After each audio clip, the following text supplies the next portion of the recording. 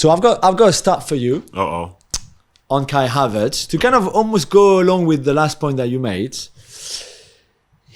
So in the Premier League last season, right? He was the second player who made the most off-ball runs into the box in the whole season. The first one being Erling Haaland, as you would expect. But he was the second. So those runs, whatever, if you play as a number 9, obviously those runs are going to be shorter from wherever you stand into the box. So. But you can still, I guess, make the same runs from midfield into the box, right? It's just that it will be a longer run than as a number 9. Other stats, I know Chelsea were terrible last season, so make it what you want of those stats. But from a Chelsea squad point of view, Havertz had the most goals, the most shots on target, the most chances created, the most dual ones in the air or on the pitch.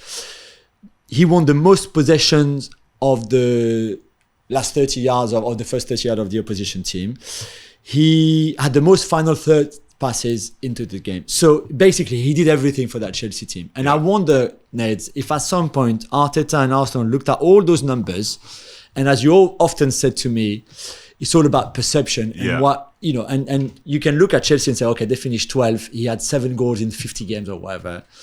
But if you look at those numbers, you think, okay, if you put those numbers into a better team, with a structure that suits him, then maybe the outcome could be much better than what we saw. Yeah, I totally agree. I think when you look at statistics, you can sort of create whatever narrative that you want to create, but some of the ones you've mentioned there, most people have never seen before or heard about. But those are the key statistics that get people into the side. Because if you want someone that's going to score goals, I'm sure there's somebody in the 4th tier of English football that sscored 50 goals last season.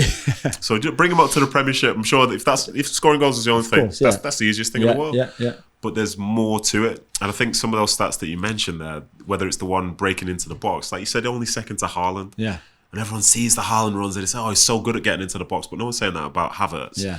The Jules situation is really interesting as well, because that's quite tough for people to do when you're faced with the amount of aggression that you can find from centre-backs and defenders around you.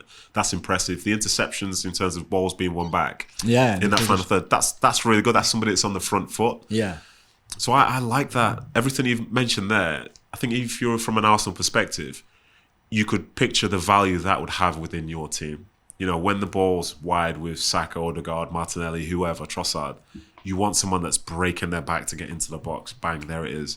When it's time for you to go and press aside, you want someone that's very good at being able to sort of intercept those balls and so on.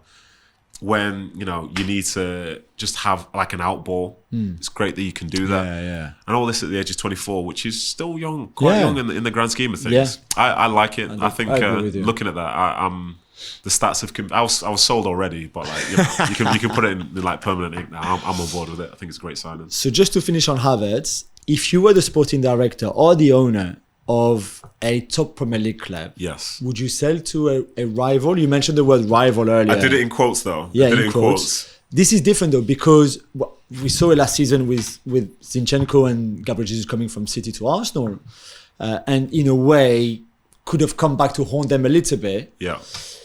Would you, as a Chelsea owner or sporting director or whatever, sell a player to Arsenal? It doesn't have to be Arsenal and Chelsea. It could be, Spurs to Arsenal, or it could be City to United or United to Liverpool. I don't care.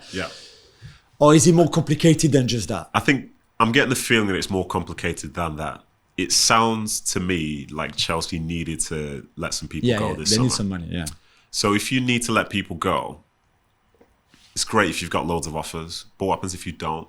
If there's only one offer that's going to hit the valuation that you believe to be correct, and it happens to be coming from a rival, what do? Do you just hope that you sell somebody else, or do you cash in on something like this, which has even happened before pre-season and stuff has started? Like, you want to get your business done as early as possible so that you don't have to make so many wholesale changes towards the end of the window.